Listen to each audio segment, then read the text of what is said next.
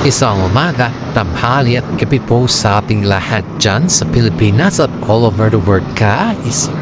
Update na naman tayo about sa Kim Pao ganap. Okay guys, di pa napanood naman natin yung about sa kanilang premiere night sa My Love Will Disappear. Eto na guys, ito na ang daming request ng mga fans nila patungkol sa kanila at yun po ay isang halik. Alam natin na gustong gusto nila Paolo Avellino at saka si Kim Chiu na mag-yes sa request ng kanilang mga fans. Kaso nga lang kasi ang dami kasing taong nanonood sa kanila at baka may masabi na naman yung mga iba guys. Kaya tuwang-tuwa yung mga Kim Pao fans dahil kitang-kita mo naman yung kilig ni Kim Chiu abang binabanggit yung maghalikan muna ang Kim Pao. Yung kumbaga lang ba is just only a request for them. Gusto man nila or hindi, kung ayaw naman nila yan, siyempre mahirap naman. Ipilit natin pag ayaw, diba? Pero pag gusto naman why not naman na hindi nila i-try. Pero sa tingin ng mga fans po guys ay gusto naman ng Kim Pao na maghalikan. Kaso nga lang, nandun na kasi sa punto na nahihiya yung dalawa.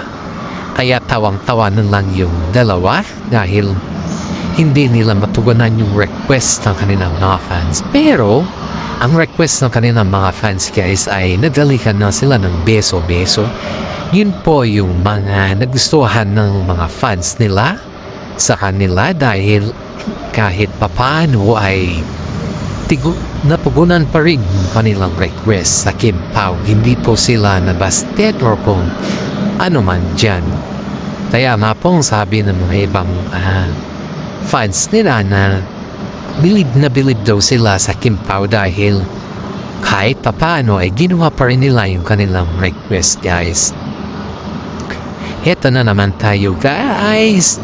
Punta naman tayo sa mga ibang eksena na kung saan po ay sinabihan nila Paolo Avellino at saka si Kim Chiu magalikan talaga. Showtime. Parang di naman dinaretso na lambing factor ba, pero yung bang pakiramdam na umi-eksena ang Kim Pao sa stage at alam naman din natin na si Vice Ganda ay talagang kwan din si Vice Ganda kila Kim Chiu at saka si Paolo Avellino. Alam naman natin guys na si Kim Chiu at saka si Paolo Avellino ay nag-guest sa Showtime na naman dahil nga po sa premiere night nila. Yun ay talagang gaganapin ba? Aba, kita mo naman yung pambubuli ni Vice Ganda kay Kim Chiu dito guys. Kita mo naman yung eksena kung paano niya ito binuli. Yun naman sa bully ba yung may meaning ba, pero bully ng bilang isang pagkakaibigan o bilang isang magkaibigan ay talagang kita mo dito kung gaano kahusay Vice Ganda na mambuli kay Kim Chiu dahil alam niya naman na post na si Kim Chiu. Hindi naman mahirap para kay Kim Chiu yung mapanood na yung stafin. Tanay na tutik ni Chiu. Higit sa lahat guys ay si Paolo Avellino naman ay talagang kitang-kita mo dito sa kanya na hindi na siya nahihiya. Wala kumbaga is nasanay na rin siya sa pambubuli ni Vice Ganda sa kanila ni Kim Chiu. Kaya na po na mga fans kay Paolo Avellino at kay Kim Chiu na magpakasal naman. Madaming mga netizen po ang nagsasabi na napakaswerte ni Paolo Avellino kay Kim Chiu dahil siya po yung nag-guide sa lahat ng bagay. Hindi na ma-achieve ni Paolo ang mga bagay-bagay na yun kung wala si Kim Chiu. Marami dito po ang nagsasabi din na si Kim Chiu ang superwoman ni Paolo sa kanyang buhay. Isipin na lang natin yung nangyayari na before na wala pa si Kim Chiu sa buhay ni Paolo Avellino ay hindi siya ganyang kasikat. Ngayon sa kanyang premiere night ay todos pasalamat si Paolo kay Kim Chiu dahil nakamit niya na lahat yung kanyang pangarap sa buhay dahil kay Kim Chiu. And of course guys, alam naman din natin na si Kim Chiu ay napapasalamat din kay Paolo Avellino dahil sa kasadsadan ng kanyang breakup ay dumating si Paolo Avellino sa kanyang buhay at ang bilis siyang nakamove on sa kanyang breakup. Dahil din dyan ay yan po yung rason kung bakit todo pasalamat si Kim Chiu kay Paolo Avellino din. Alam naman natin guys na sa kabila ng lahat ng kanilang pagsubok sa buhay ay natagampanan pa rin nila ang kanilang role. Bilang ng po yan, bilang isang tao, or bilang sa isang sikat na artista, or para din yan sa mga fans sila na sumusubaybay sa kanila guys. Kaya na po, sabi ng mga iba ay talaga napakaswerte ang Kim Pao sa ngayon dahil panahon po ang Kim Pao sa ngayon. Eto pa po guys, may regalo po yung mami ni Paolo kay Kim Chiu na kung saan po ay gawa po ito sa kamay. At ibig sabihin ng gawa po sa kamay, it's a bag na yung bang tradition ba sa Baguio, Sagada Bagba. Na-appreciate po ito ni Kim Chiu guys, even though hindi siya mahal, even though mura lang. Pero sa mga maliit na bagay po, na-appreciate po ito ni Kim Chiu. Dahil alam naman po natin na kahit maliit naman yan na bagay, kung kusang loob mo binigay, yan po ay na-appreciate ng lahat. Marami dito sa atin ang nagsasabi na napakaswerte rin ni Kim Chiu sa kanya magiging biyanan dahil botong-boto ang biyanan niya sa kanya. Wala namang ibang, kumbaga wala namang ibang intention si Kim Chiu sa lahat guys, hindi ang makaroon lang ng sarili niyang, kumbaga isang makaroon lang ng sarili niyang, yung bang pagmamahal ba na galing sa isang tao na kung saan ay talagang hindi sa pilitan kundi totoo na pagmamahal. Marami din nagsasabi sa side ni Paolo Avellino na bagay na bagay ang dalawa dahil kita mo naman yung chemistry nilang dalawa, talagang makikita mo dito yung kasikatan nila guys. Hindi lamang po yung kasikatan ba, yung talagang totoong tao sila sa mata ng mga fans sila, tigit sa lahat sa mata din ng mga pamilya nila. Alam nyo guys, itong si Ate Lakam nga po ay may mensahe kay Paolo Avellino hanggat maaari. Hindi niya na bitawan si Kim Chiu kasi si Kim Chiu po ay malayo siya sa kanya mga pamilya at si Ate Lakam na po yung nandito na bahal sumusubaybay at nagagayt kay Kim Chiu din. Kumbaga si Ate Lakam nang ipamilya dito. Hindi naman natin lubos kilala si Kim Chiu sa lahat ng bagay guys ha. Hindi ko naman sinasabi na kilala ko siya simulat sa po. Pero ang sinasabi ko po ay si Ate Lakam lang po ang kanyang pamilya dito. Kaya nga po sabi ni Ate Lakam ay sana si Paolo Avellino ay manatili kay Kim Chiu habang buhay dahil wala namang ibang masabi si Ate Lakam kundi nagpapasalamat din po yan kay Paolo Avellino guys. Marami din po nagsasabi ng mga netizen na kailan kaya yung long table ng dalawa? Dahil na mga netizen po ay gusto na makaroon ng long table ng dalawa dahil nga po ay sa dinami-dami na kanilang mga obligasyon at saka panindigan, responsibilidad ay kailangan din nila makaroon ng long table na. At nga po yung nanay ni Paolo Avellino, kasi nga po ang daming nagtatanong kung ano daw yung pinag-usapan ng pamilya nila Paolo Avellino at saka pamilya ni Kim Chiu. Pero ang decision naman dyan guys is na kay Kim Chiu din po at wala din po sa mga site kundi kila Paolo Avellino at saka si Kim Chiu lang din po yung may obligasyon sa mga ganyan na bagay. Alam naman din natin na sa mga panahon ngayon ay wag na natin silang persahin or wag na natin silang madaliin dahil ang mga decision naman na yan guys ay sila din po ang makakasagot sa mga ganyan. Sa atin naman dito guys is maraming mga Pilipino po, mga fans sila ang nagsasabi na hanggat maaari ay magkaroon na ng long table kasi nasa tamang edad naman na sila.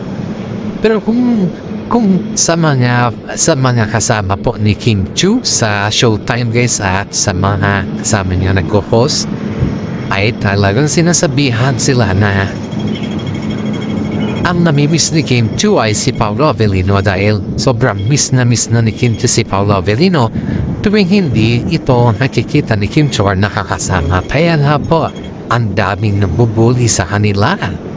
Pagdating sa shows, dahil dito guys ay pinaramdam talaga ng mga kasama ni Paolo Avellino sa kanila.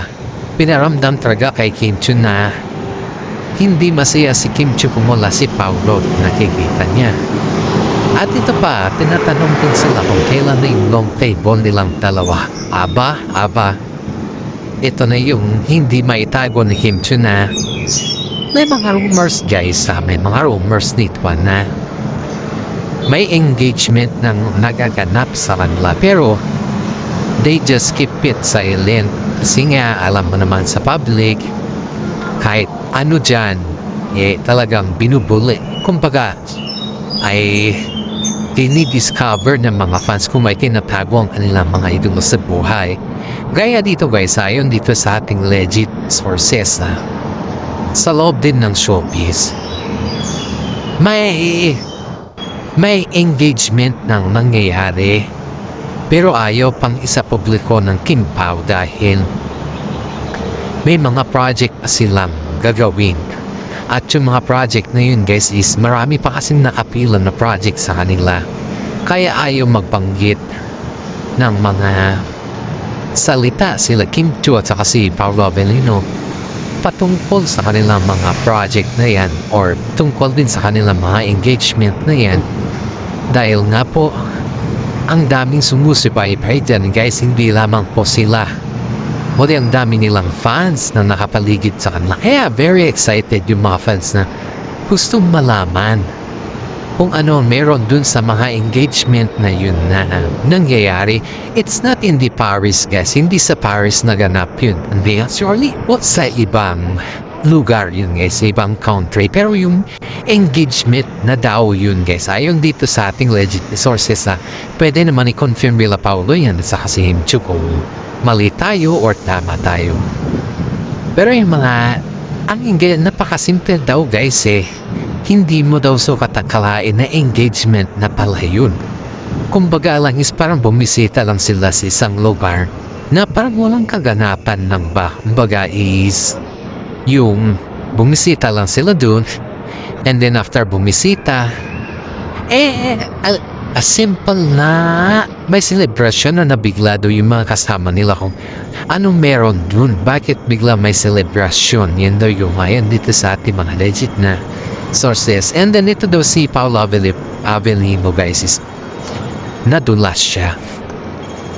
Sabi daw niya special daw na araw daw sa kanila ni Kim Cho yun, at yun daw ay hindi daw basta-basta lang na araw yun sa kanila, kasi this date is very special for us, yun yung sabi ni Paolo Avellino. So ibig sabihin guys, may kaganapan ng nangyayari on that time, pero hinala ng mga iba na kasama nila dahil di naman sila nagsasabi ay engagement yun, kasi nabigla daw sila na may pareho silang couple ring, and beside dun sa couple ring na yun ay hindi naman nagsisuot sila Paolo Avellino at saka si Kim Cho ng couple ring nakikita lang naman nila yan sa mga kasama nila, pero halos mga sinusuot nila yung mga bracelet na, pero pagdating naman sa couple ring ay walang ganun na sinusuot nila. Pero in that time daw guys is may couple ring na sinusuot yung dalawa. Diyan na yung nagkaroon ng hinala ng mga kasama nila na may engagement ng mangyayari, pero hindi lang sinasabi ng dalawa dahil ayaw naman nila na mabuking sa publiko. Alam naman din natin guys na pamabuking sila sa publiko ay halos pagtismisan sila dito, pento dyan, ganun kasi nangyayari dito guys. Kaya sabi naman nila Kim Cho at saka si Paolo Avellino ay hindi muna sila magsasabi, ayaw nila magbanggit.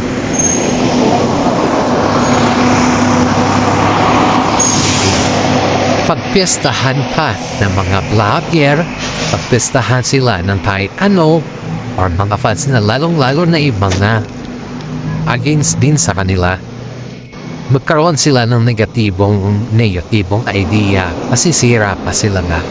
Kaya nga po, mas minabuti ng timpaw na wag mo nang i-public yung kanilang engagement dahil ayaw naman kasi nila na ipinapublic ang lahat sa kanila kasi gusto nila yung privado lang. Kaya marami dito mga netizen na nagsasabi.